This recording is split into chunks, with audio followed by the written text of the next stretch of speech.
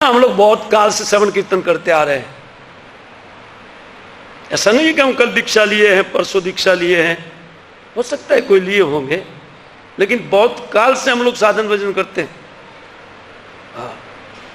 किसी को 10 साल, किसी को 15 साल, किसी को 30 साल, 35 साल, और मेरे जैसे बुद्धू को तो 39 साल हो गया है।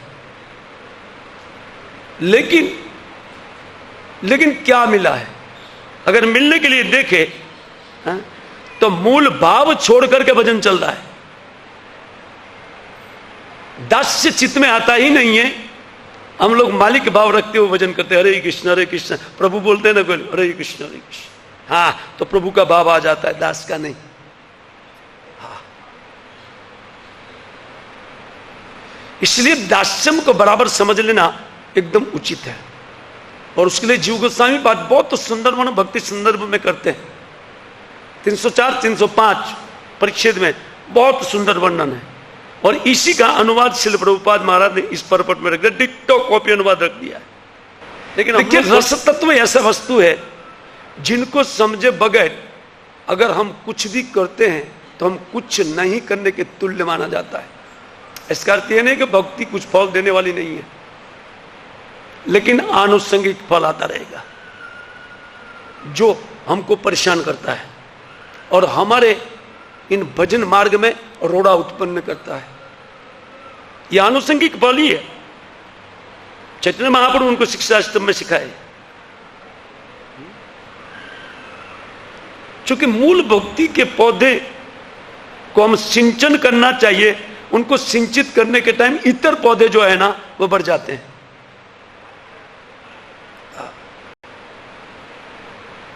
चूंकि हमारे हृदय में नाना प्रकार के अनेक अनेक जन्मों की वासना पड़ी हुई है,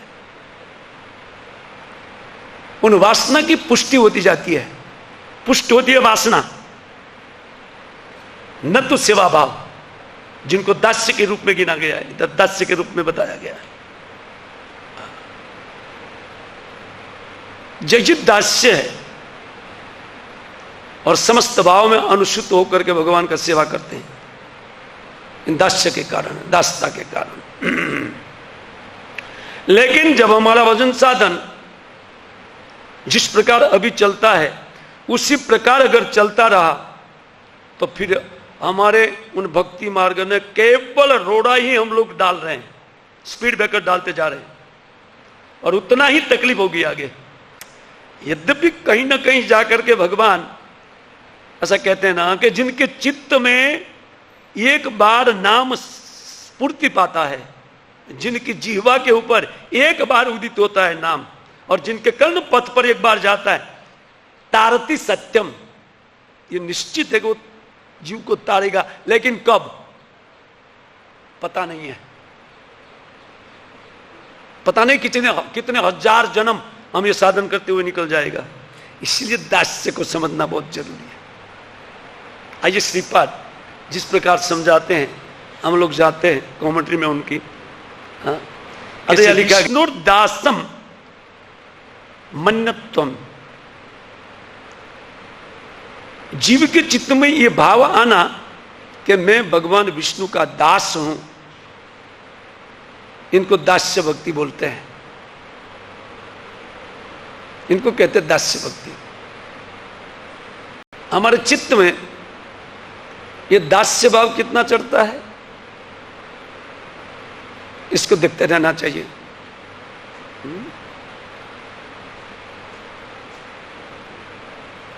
हमारा चित्त कितना मानता है कि मैं दास हूं भगवान का?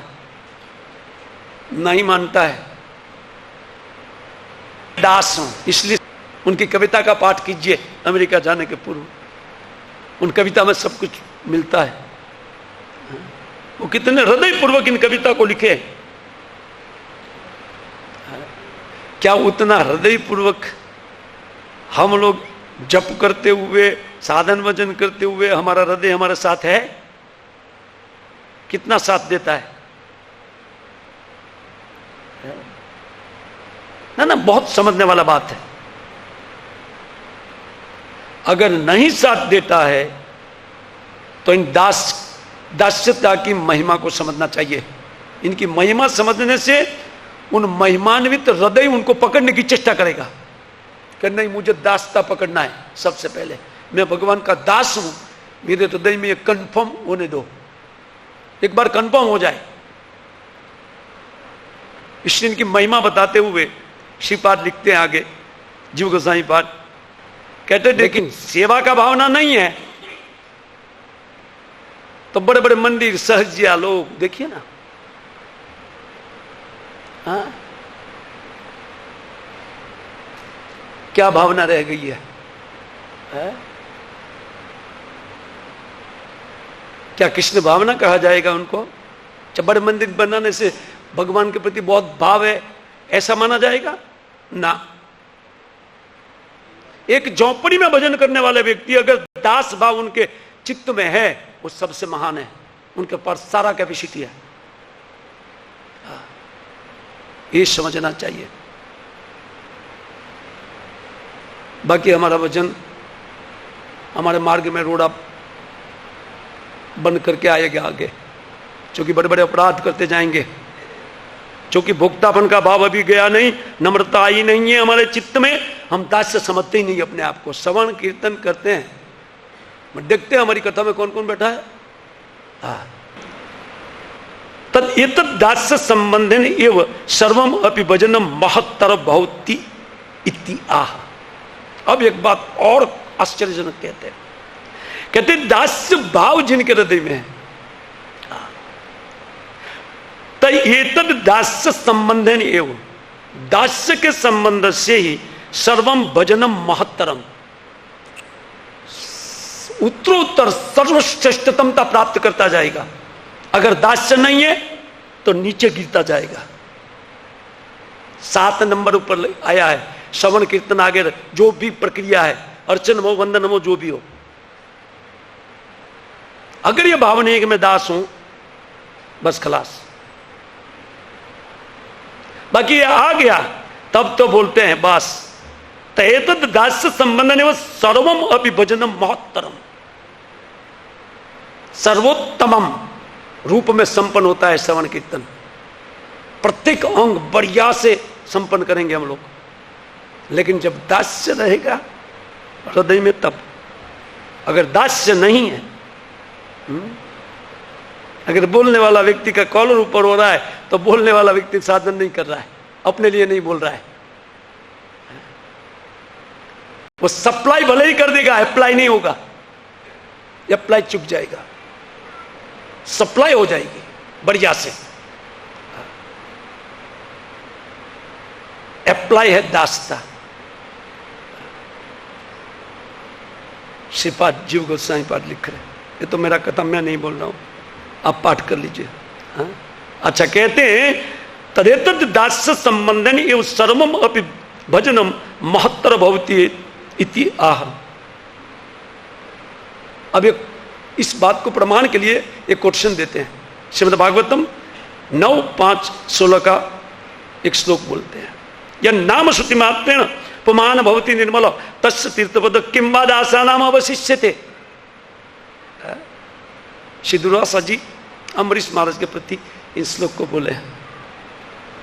बोले जिस किसी भी प्रकार से अगर किसके कान में भगवान का नाम चला जाता है, देखिए देखिए क्या बोल रहे हैं, यह नाम श्रुति मात्रेण पुमान भवति निर्मल, उनके चित्त पूर्ण निर्मल हो जाता है। जिस किसी भी प्रकार से लेने पर उनका चित्त इतना निर्मल हो जाएगा, एक नाम से उनके चित्त में कतई कोई अभिलाषा भौतिक नहीं रहेगी। ये अर्थ में दिया गया है। भौतिक इच्छा होने से दासता नहीं आएगी, क्योंकि भोग का प्रवृत्ति आएगा। देखिए क्या सुंदर श्लोक कोट किया है जीव गोस्वामी पाद, है ना, तत्वाचार्य है। इतने अद्भुत तत्व प्रस्तुत करते हैं भागवतम के श्लोक। कहते जच्च भगवतो नाम श्रवण मात्रे न, बोलते हैं उनको केवल श्रवण भावती निर्मलम पुमान, पुरुष का चित्त निर्मल हो जाता है। और हम लोग सैकड़ों माला कर चुके, हजारों माला फेर चुके हैं, दास्य के अभाव में फिर रहे हैं।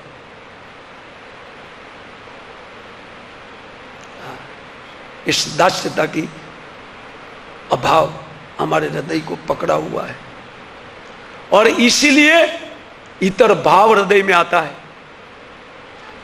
बाकी जो व्यक्ति इसी प्रकार का साधन करता है उनका चित्त में एक भी स्प्रिया नहीं उठेगी भोग की, या कम से कम धीरे धीरे उन भक्ति करते हुए अपने हृदय को टटोल करके व्यक्ति देख सकता है कि कितना विरक्ति आया। इन श्रवण कीर्तन इत्यादि हम करते हैं, कितनी विरक्ति हमारे चित्त में उत्पन्न हुई, उनको देख करके हम पता चलता है कि हमारा भजन कैसे चलता है। दूसरे को पूछने की आवश्यकता नहीं है। फिर कंप्लेन लेकर नहीं जाए प्रभु ऐसा क्यों हो रहा है, तो हृदय को पूछो ऐसा क्यों हो रहा है, क्या अभाव है। वो अपने आप को पूछना चाहिए कि इसमें क्या अभाव है। वो कहते हैं कि देखिए इन समस्त इच्छा से हीन हो जाएगा हृदय, तन नाम श्रवण मात्रेण, एक आध बार देखिए देखिए प्रभाव जो साधन हमारे पास श्रील प्रभुपाद महाराज ने हमारे हाथ में रखा है उनको आप समझिए थोड़ा। एक नाम पर, एक नाम का ऐसा प्रभाव है। श्रवण की महिमा में आप खूब श्रवण किए होंगे इस बात को, क्योंकि अभी बीता अभी चल रहा है इसी विषय कि कितनी महिमा है एक नाम की, अद्भुत महिमा बताई गई है। लेकिन ये चित्त एक दिठ है हमारा कि इसको जानते हुए सुनते हुए ये हृदय में नहीं ले रहा है। मात्र कारण दास्य का अभाव, एकमात्र दास्यता का अभाव है। जितनी मात्रा में हम वैष्णवों का और भगवान का दास मानते जाएंगे, चमत्कार देखिए, चमत्कार देखिए, अब भजन का चमत्कार, हृदय चमत्कृत हो जाएगा।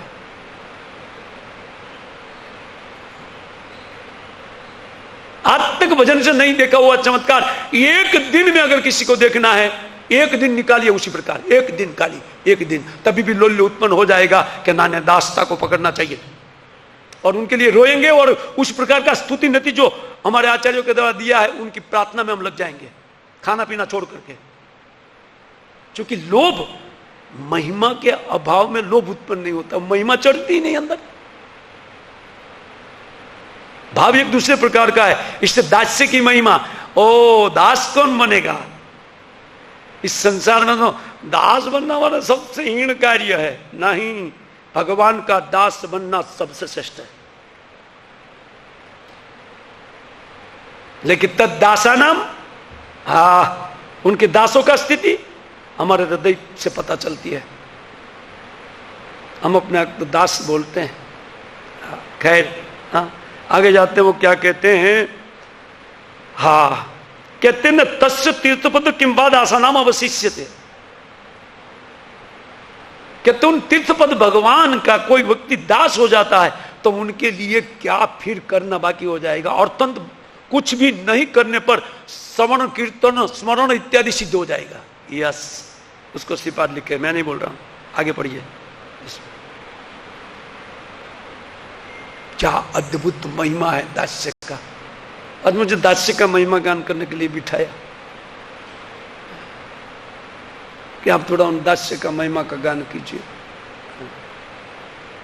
यद्यपि हनुमान जी के पास जाने का समय नहीं रहेगा, अन्यथा आपको पता चलता था कि क्या दास्य है। बृहद भागवतामृतम में जो नारद जी वर्णन करते हैं उनका क्वालिटी का अद्भुत वर्णन है, अद्भुत। जा नहीं पाऊंगा मैं, कह छोड़िए। तस्य तीर्थ पद किम बदासा नाम अवशिष्यते। अरे उनका जो दास बन गया है, जिनको एक नाम व्यक्ति के चित्त को निर्मल कर देता है, कैसे भी लिया हुआ नाम उन व्यक्ति के चित्त से नाना प्रकार की स्प्रिया को निकाल करके फेंक देता है। इतनी कैपेसिटी एक नाम में है। उनका दास बनने के बाद कोई व्यक्ति उनका दास बन गया, उनको क्या अवशिष्ट, बाकी क्या रहेगा करने के लिए। बस वो श्रवण कीर्तन करते और ऋण देने के लिए तैयार, ऋण देने के लिए तैयार। माता सीता ऋण उतारना चाहती थी, हनुमान को कुछ दिया नहीं, ये सब लोग को दिया। भगवान बोले उनको कुछ चाहिए, बोला नहीं चाहिए, ये लो मेरे गले का हाथ दे दो उनको। नहीं क्यों चाहिए, आपको कैसे पता चल गया नहीं चाहिए उनको। बोले मेरा दास है ना, मुझे पता है दास का हृदय क्या है, उसको कुछ नहीं चाहिए। हार दिया माता ने। हाँ? वो हनुमान कट कट तोड़ने लगे अपने दांत से, देखने लगे कि इसमें राम है कि नहीं है। और हम लोग को थोड़ा सा कुछ मिलता है ना, गायब, हरे कृष्ण मूवमेंट छोड़ करके गायब। वाइफ मिल गई, ओ हो काम बन गया। अरे दास दास दास, हरे कृष्णा कृष्णा कृष्णा हरे हरे, हरे राम राम राम हरे हरे। ग्रंथराज श्रीमद् भागवतम की जय, श्रील प्रभुपाद महाराज की जय, निताय गौर हरि ब्रह्मानंद।